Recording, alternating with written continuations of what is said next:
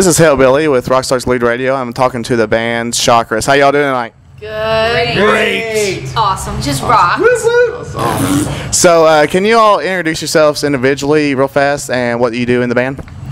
Steve, I play drums.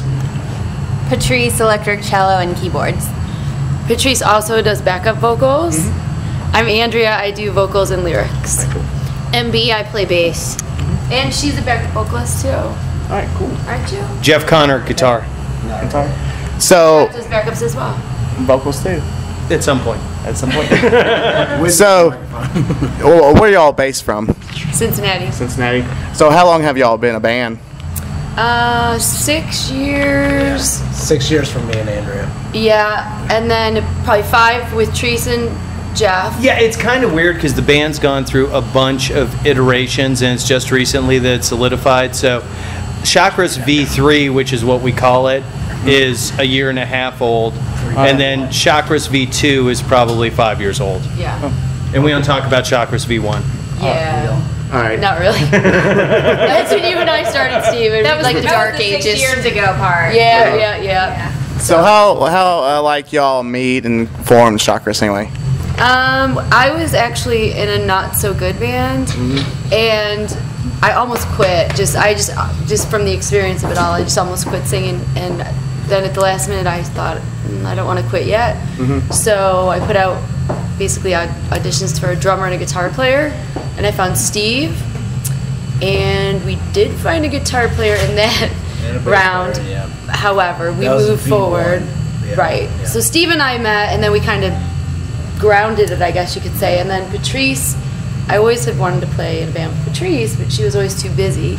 So like 5 years we tried to hook up because all our friends were like, you guys have to be in a band together. Oh yeah. But then fortunately I got let go from my corporate job, so that was keeping me so busy. Fortunately, So now you're broken. I know, that's true. Hey, wait a minute. That's what allowed her to start, playing with us. Yeah. And then Treese brought in Jeff. Jeff started out on bass actually, Oh wow. and we kind of had to like talk him into it.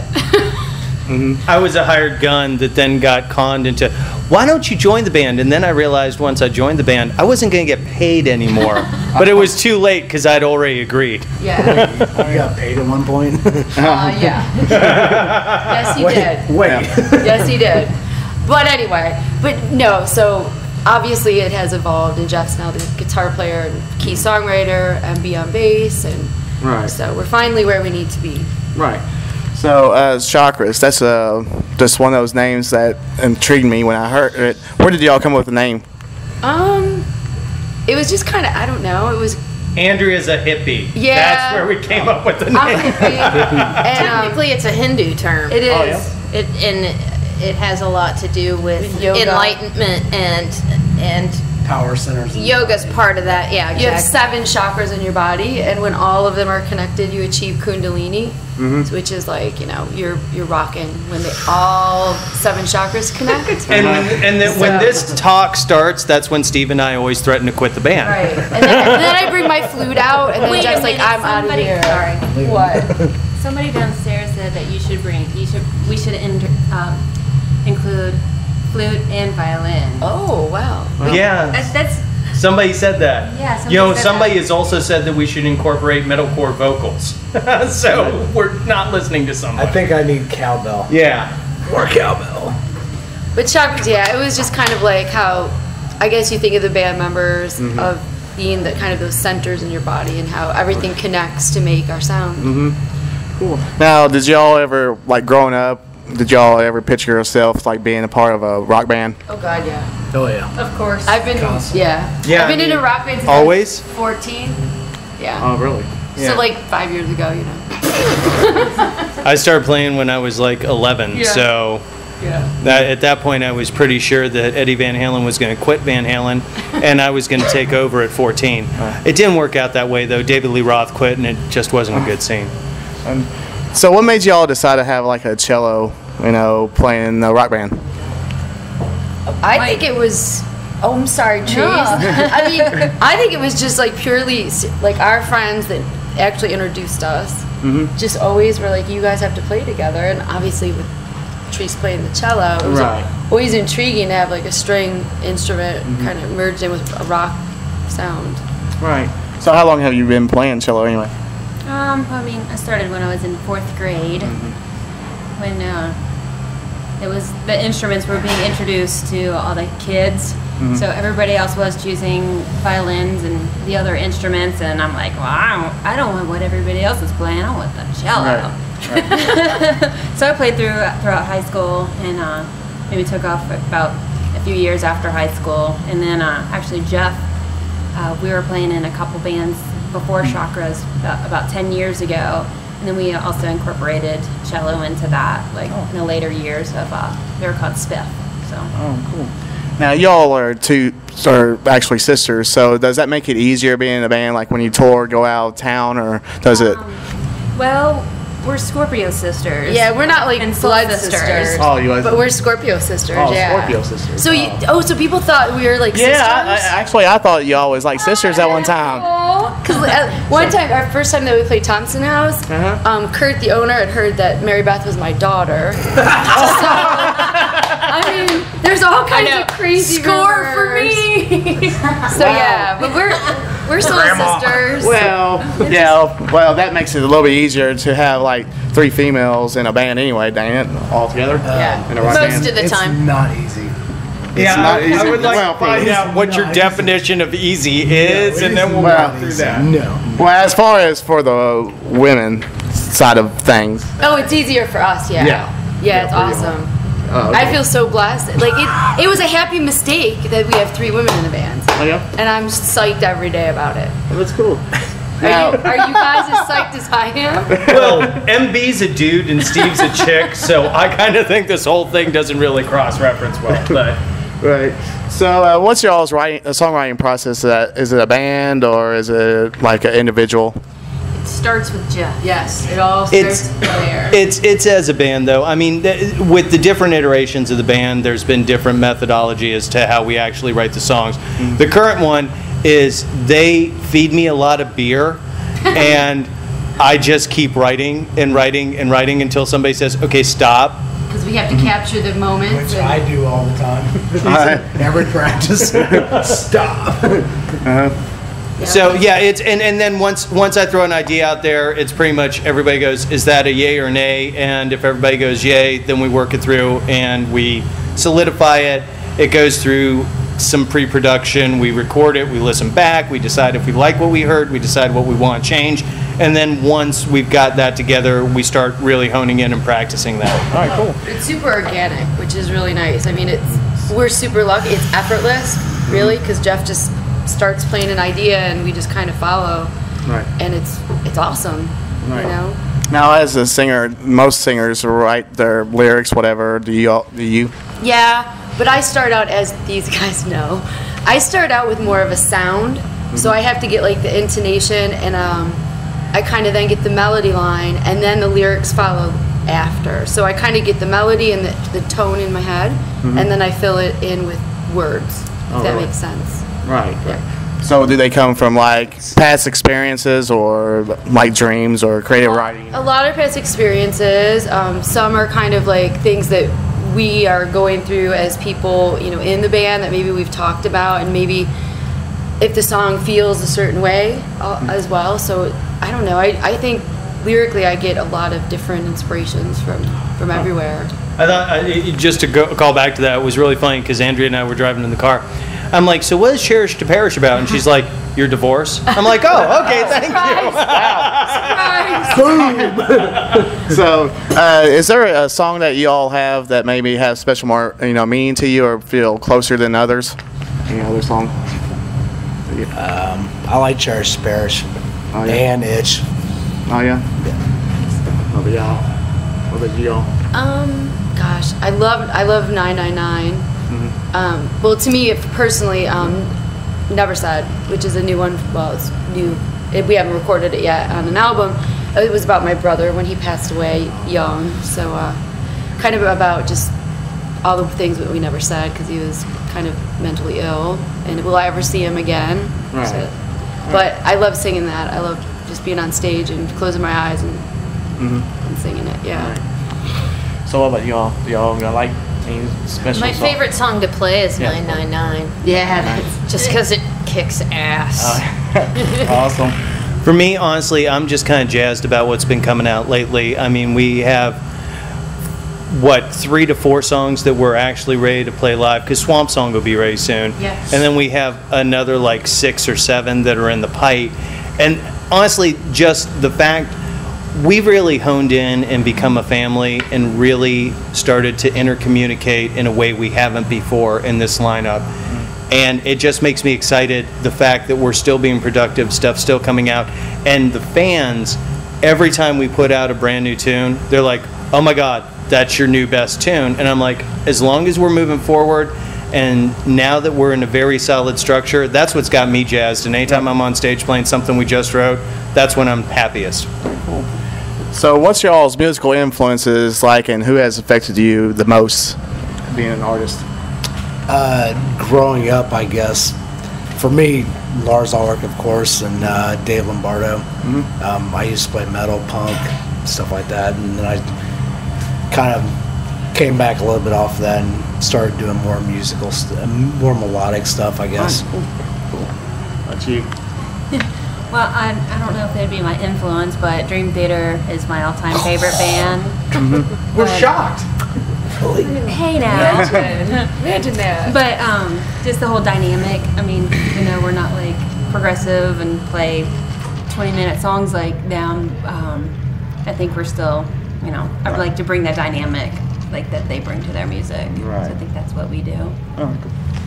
I was really influenced by Early Heart, so like the Barracuda days and Grace Slick, and then growing up like Susie and the Banshees, Tori Amos. But I've always loved like Sabbath, like kind of the old good drudgy metal, and that, and then just good chick vocalist, just And solid. Gershwin and Bach and Yeah. Mozart.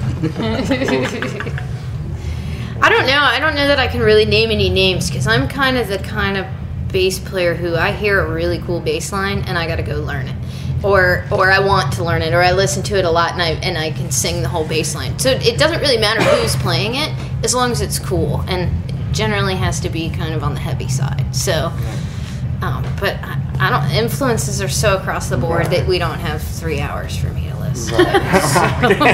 Sure we do. What you? I'm pretty much kind of in the same boat as MB, only a little bit less so. When it comes to songwriting style, I really look at the people who kind of orchestrate a sound, like a Tori Amos or a Chris Isaak or stuff like that. That gave me my dynamic sensibilities, but when it comes to like just straight ahead rocking structure, I mean, I was really influenced a lot by Alice in Chains and Stone Temple Pilots. Later on, probably more so by a lot of the, I'd say, pop punk, but the harder edge stuff that came out of that whole movement. And anymore, I mean, I really get frustrated sometimes because people say there's no good new music, and I'm like, you turn on anybody who's spinning something new and different, like RSG, Sirius, Octane, anything like, there's tons of great influential stuff that if you just listen to it, there's good stuff and people need to be experiencing it. Oh, yeah. Cool. So now, is there any other band or musician would you like to either share the stage with, or even go to the studio with? Any other musicians or bands? I would love to go in studio with Tori Amos, and then a new artist. Well, she's fairly new to the States, but Florence Welch from Florence and the Machine. Just awesome. And then, of course, like Chris Cornell. I mean, oh my gosh. Like, do a duet with Chris Cornell. That'd be awesome. Badass, yeah. Yeah. So what about you? I actually asked Therese, and this is kind of funny. She was at Rock on the Range, and she was backstage and stuff, so I knew she could run into people. I'm like, you have to run up to Rob Caggione from Anthrax and ask him to produce us. And so she did, and the next thing I get is a tweeted pic that says, Jeff, bite me, and it's Rob Caggione holding it up. Well, that's awesome. It didn't work, but it was an awesome experience. I was thrilled. Right. So after tonight in Newport, where y'all going to go from here, Chakras is? We are going to do another local show in December. It's kind of like our holiday party over at Mainstay. And we have Absent Junk from Tennessee. They're going to come share the stage with us. we did a couple dates with them on our Femme Fatale tour. And then we have December 21st with Wayland at J&B's Tavern. And then we're going to kind of just hibernate. We usually hibernate during the winter, like January through March. Yeah, but we have a couple of say? things popping up because Yeah. we've got Indianapolis in early that's January, true. Yeah. and then a couple of other things coming down. It's generally our best intentions are always, we're going to take winter off, we're going to write, we're going to woodshed, we're going to get stuff done, and then a bunch of shows fall in our lap, and we're like, okay, I guess we're going to play. Yeah. I remember saying that last February on the way to Nashville. Yeah. Aren't we taking the winter off? Take off. It's I've good been to, saying that 6 years now. But so we have some local shows coming up, and then we're going to try to get in and record the album and be ready for spring. Right. Now, being a vocalist in this cold weather, just all of a sudden. So, what's your like pre-ritual, before the show and all that to keep your voice going? I love it's called Refresh Tea. It's wow, yeah. I mean, weed does relax me. It does. I cannot drink before I play, but I can, I can visit Mary, and I do. Right. But there's this awesome tea. Latrice and I actually drink. The tea. It's a drinking tea. Oh yeah. And As opposed to the body wash tea? No, the smoke. it's a spearmint peppermint mix with no caffeine. Is that how you pronounce it? What? I don't know. Never mind. It's a decaf. Anyway, You're going to say something it wrong. warms. It Make up a warms. word. It warms our throat, and it's decaf, so it's just pleasant. Right. Oh, God.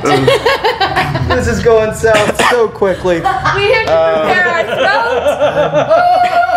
Should I say balls now? Yes, now is the time. Balls. Yes, there you Now's go. the time to say balls. That's my favorite thing to say in a microphone. Oh, okay. And should I say it's time for me to put on? Never mind. What? Go ahead. My strap on. Oh, yeah. There's that. She does wear a strap on. Oh, See that all the time, every show. It's what her cello harness is for those who don't know. Thank you. Oh, dear God. By the way, I officially quit Chakras on November 3rd, 2012. Did you ever think that you'd get all that from that question? no. I'm Yes. sorry. It's okay. It's internet radio. It's good. It's juicy. That's what he said. That's what he said. Words when talking about a strap on. What would you all be rather doing in the studio or be on the stage? Both. At the same time. Record live. I'll record live. Stage. Stage. Stage. Definitely stage. I think you're going to find most people say stage. The studio is what you do in order to go to the stage. Now, I like being in the studio because I love pre-production and coming up with nuances and stuff like that. But, I mean, the whole reason we do this is to get people out to shows so we can be on the stage. Right. Right. So what is so great about being on the stage? Just the energy, or? Oh my gosh, it's like a runner's high for me. So it's just like I just kind of close my eyes and let it rip. Right. Right. So what do you see as your biggest challenges to overcome as in a band or an artist or a musician itself? Some of the challenges. Trying to get good shows, basically. Not breaking your equipment. Yeah. It's not my fault. Just getting in front of the right people and making sure when we're booked out of town that the people working with us, whether it's ourselves booking or somebody working for us, matches us up with an appropriate band. Because a lot of times you might go out of town and they'll put us with a band that just would not fit for us. Right. Yeah. And I mean, honestly, in the last year, I think our biggest challenge is selling tickets for these pre-sale shows that, I mean, we've been doing that. All of us have been doing this all our life, essentially, and it's just become really popular to have to do pre-sale. And it's kind of, for where we've all come from and how we've all evolved as musicians, getting out into the clubs, we do our job to draw people and entertain people. And now it is a challenge having to, move tickets. Right. And you kind of have that pressure on you because you want to please the venue, of course. Right. So I think that's our biggest challenge of late. Okay. I would say, our biggest challenge is just the better gigs, and to get the better gigs in other cities than Cincinnati. I mean, because I think we do pretty well here, but is figuring out how to get the word out there about us and getting the right people. I mean, there's people out there that like us. It happens at every show, but we just need to make sure that they know who we are, so that we can get them out to the show, and when they're coming back. So I would say that's the biggest challenge. Okay. Yeah, it is. What goes hand in hand with that is maintaining consistency in your regional support. You need to be hitting your regions on a regular basis. A lot of local bands thinking locally a lot of times oversaturate their market. They play every weekend, and that doesn't do you any good. You play once every month, maybe 2 months. But at the same time, if you're playing other cities like we do, we play out of town more often than we play in town. You got to make it back to those cities, and you got to find bookers, talent buyers, and promoters who are willing to pull you back on a regular basis. Because otherwise, if somebody loved you last year but you only played that town once in the past year, they forgot that they loved you. Even if they bought the CD, they're going to forget. You got to maintain rotation, and that's the hardest challenge. All right, cool. So what makes the hard work pay off at the end? Well, I think tonight was a really good example. Like, I mean, it was a little light when we got on stage, and seeing all those people come from upstairs or from the balcony and get in front and just really engage with us. I mean, that to me is when we see the audience engaging, and that they tell their friends, and we see their faces and their friends' faces the next time. That's what it's all about. All right, cool. So, is there any advice for them younger musicians or bands that just now getting out there? Is there any advice on not what to do? Don't do it. Don't do it.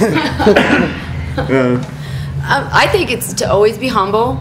Always know that whoever you encounter, you might see them on the way up and you might see them on the way down, but always treat people with respect. Always respect your fellow musicians. Don't overplay your set times. Get on and off that stage quickly, and just help each other. Help other bands, because we're all in this together. Right. How about you? Any advice that you give the musicians? I don't know. I mean, other than what these guys said, I mean, don't do it. I do like Steve's advice. Although it's hard to say don't do it when I know I've thought about doing it since I was, little, and You're still little. Shut up. There was no stopping me whether 800 people told me not to do it. So, but yeah, exactly what Andrea said. Being humble and treating everybody with respect, and not, not getting up on stage acting like idiots or treating the sound guy bad because he can't hear you, and you're, or whatever the reason, just to be professional. Yeah. Totally professional. That's really biggest piece of advice. Right. Okay, cool. And balls. And balls, yeah. You gotta have balls. You got any advice for them younger musicians? What those guys said, in addition, I would say that part of that professionalism is the fact that if you know your craft and you play well, but you also treat people with respect, people are going to get your back, and they're going to have you back. Also, on a very technical note, record yourself every chance you get. Always have a mic running in your practice room, and listen back. And be honest with yourself. If the lead vocalist is not hitting pitch, don't say you sounded great. If the guitar player is out of tune, don't say you sounded great. If the drummer's like Steve and can't keep a beat, don't say you're sounding great. Make sure that you actually listen to yourself objectively, because you're not doing anybody any service blowing smoke up your own ass. That's true. Very true. Jim wants the position. Now, that is true, Jeff. To always, if someone's doing something that's off, don't. Just be. Well, when the drummer can't play like me. Now, you two harmonize really great when y'all were doing that. That one part, the first of the song. Split lip? Yeah, where y'all was like, whatever. So did y'all take a lot of classes, or when you were younger or whatever, to harmonize and stuff like that? Any kind of music lessons or whatever, vocals lessons? No, not vocal lessons, but I was in chorus through elementary and high school, so they always had the different sections, and then just listening to music on the radio or bands we like, Yeah. and just always Right. harmonize. It's easy to pick out. So Right. And I was in band. I played clarinet Oh. in all through school, so I know how to read music. And, Yeah, okay. But the only time I had to take vocal lessons was I was like early 20s, and I had vocal polyps. So I had to 1920s. Yeah. And so I had to basically I couldn't talk for 3 weeks. I had to write everything down, and the doctor's like, if you want to sing for the rest of your life, you need to go take like a month of lessons, because I was singing incorrectly. So I did take about a month and a half just to get myself back in shape. Very cool. So, what all sites can people and listeners, or can find Chakras at? Chakrasband.com. We're also at facebook.com/chakrasrock. All right. Is it Chakras Rocks? or Rock, Rock? singular. Don't put the S on. All right. Just confuse the listeners. Basically, if you go to chakrasband.com, Chakrasband. you can get to our Sonic Bits page, Reverb Nation, and Facebook, Twitter. Twitter. MySpace. all of the above. Yeah. All right. So, what do you think about social media, like networking? Does it help a band out? Like, is it a good tool to use, or does it hurt a band sometimes? I think it helps a ton. I think it helps more bands more than others, but I think it's a great tool. I think where it hurts the band is where they start to get personal. Yeah. Your Oh, band yes. page should always be professional. Yeah. You want to spout crap about somebody, do it on your personal Facebook page. Yeah. Because you're burning bridges anytime you spout something socially, publicly on your band page. It's a business. Run it like a business and treat it like one. Right. So, okay, Chakras, a year from today, go. Where are you going to be? Opening for Hailstorm. Opening for Hailstorm, I that would be know. awesome. Yeah, we skipped that. We skipped me when Oh, we Yeah. talked about opening up for people. Hailstorm would be my number one. And then, of course, Dream Theater and Lincoln Park. Okay. Sticks.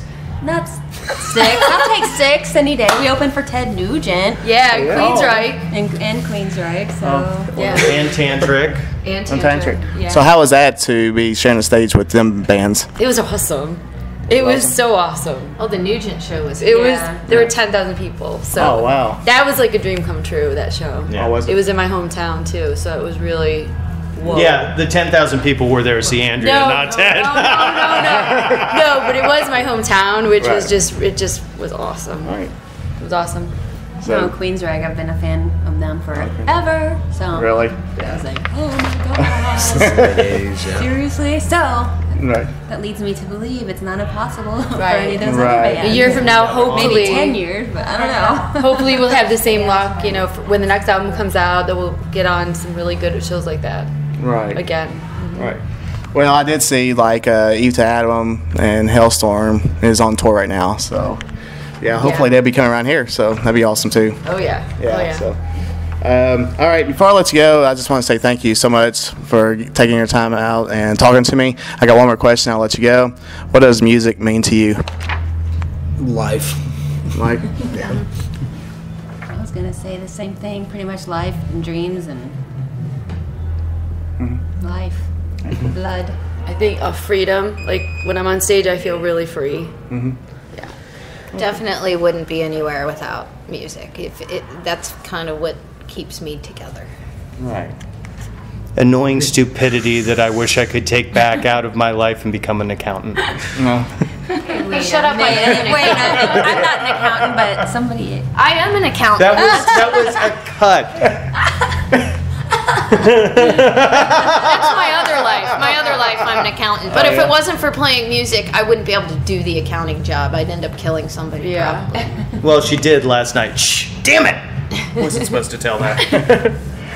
All right. I just want to say thank you so much for talking to me. What's your hobbies or what do you do besides music? Real fast. Work. Yeah. I work my ass off to make money work. so we Oh, yeah? can, so I can contribute, so we can Oh, yeah. go out on the road and Right. all that. Yeah, I think that would Jane be the of general all trades, answer. do video production and all kinds of different things. Awesome. I lease Harley Davidsons. Nice. That's what I do outside of music. Well, that's awesome. My hobby is just being awesome. Just being awesome. That is my hobby. Awesome. Actually, I'm considering going pro on that one, but that's still on the And now we've got the first edit. Thank you. Behave.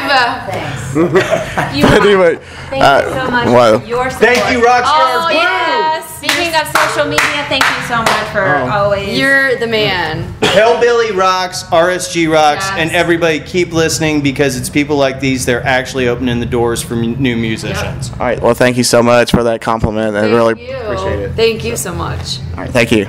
This is Chakras, and you're listening to Rockstars Glued.